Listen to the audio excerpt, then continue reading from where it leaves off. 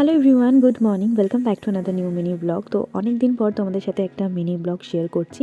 তো প্রথমেই সকালবেলা ঘরটা গুছিয়ে নিজে ফ্রেশ হয়ে নিলাম, আর তারপর চলে গেছিলাম রান্নাঘরে।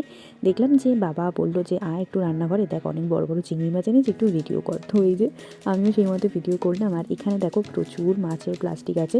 আসলে আমি মাকে বলেছিলাম যে একটু মাছের মাথা আনতে, আর মা বাবাকে বলেছিল দেখো এখানে বাবা অনেকগুলো মাছের মাথা এনেছে, আজকে এইটা দিয়ে কিছু রান্না হবে। তো তারপর সকাল সকাল এখানে মা বানাচ্ছিল চা, আর আমিও এক কাপ চা খেয়ে নিলাম।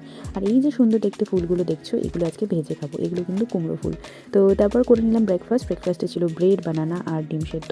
তারপর মাকে একটুখানি হেল্প করে দিলাম এই যে কুমড়ো ফুল ভাজাতে। আর আমার কিন্তু কুমড়ো ফুল ভাজা খেতে দারুণ লাগে। তারপর ফ্লিপকার্ট মিনিটস থেকে কিছু আইটেম অর্ডার করেছিলাম, মেনলি সমস্ত মায়েরই আইটেম ছিল। আমি একটা জাস্ট ব্রাউনি অর্ডার করেছিলাম, যেটা আমি খেয়ে তোমাদের সাথে শেয়ার করবো রিভিউটা কেমন। আর এই যে ছিল আজকে লাঞ্চের থালি। আর তারপর কিন্তু আলু কাবলি মাখা খেয়েছিলাম, এটা আমাদের একটা স্টুডেন্টের মা দিয়ে গেছে। তারপর সন্ধ্যাবেলা সবার জন্য চা বানালাম, আর চা খেতে না খেতেই একটা ফোন এলো যে রিফিলিং করাতে চায়। তো সেই মতোই আমি রিফিলিংয়ের কাজটা করে নিলাম। আর আজকে ডিনারে আমি খেয়েছিলাম কিন্তু ম্যাগি।